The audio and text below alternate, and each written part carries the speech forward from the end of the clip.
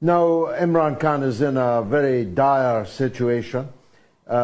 He's being held in prison. What they have in mind for Prime Minister Khan, which is to keep him out of the forthcoming elections, because he remains, every opinion poll that's been able to be taken of any credibility shows him remaining as the most popular politician in Pakistan. There is no doubt whatsoever that these charges of corruption are ridiculous in the Pakistani context. Imran Khan, there are many things you can say about Imran. There are things you can say against Imran. There are very many good things about the man. But one thing he is not is corrupt. This is a man who has actually given the majority of his personal wealth to found 3 hospitals in Pakistan. He is not somebody who's going to spend his time trying to grab a 3 Rolex watch from the Kingdom of Saudi Arabia or something along those lines. These charges relating to gifts, when you compare them to the massive looting of the Pakistani state carried out by the Sharif family over the years, these charges are perfectly ridiculous. Now, we both remember the time when Imran Khan was never out of the newspapers in Britain, not just as a politician, but as a former playboy, as a wonderful ace cricketer, as a personality, a celebrity.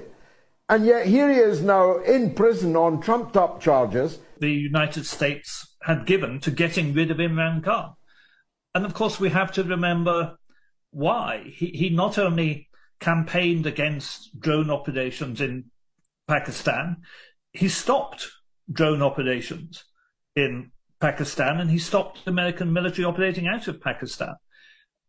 He moved to get his oil supplies from Russia instead of from the Gulf states, and moved to stop paying for oil in dollars.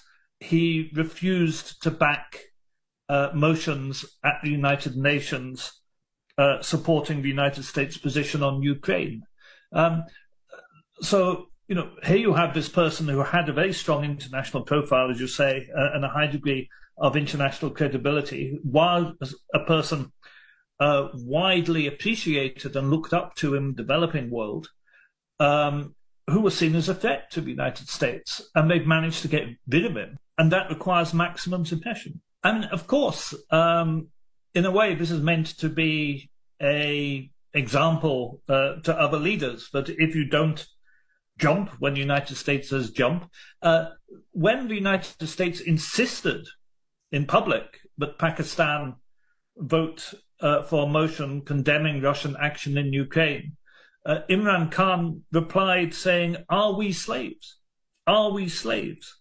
And the Americans can't stand people turning around to them and saying, "Are we slaves?" Because the truth hurts, and the truth is they do treat the developing world like slaves. They don't accept the developing world has a right to its own opinion, to its own ideas, and to an anti-imperial, anti-colonial background of way of thinking. So I think there are deep lessons here in the treatment of Imran.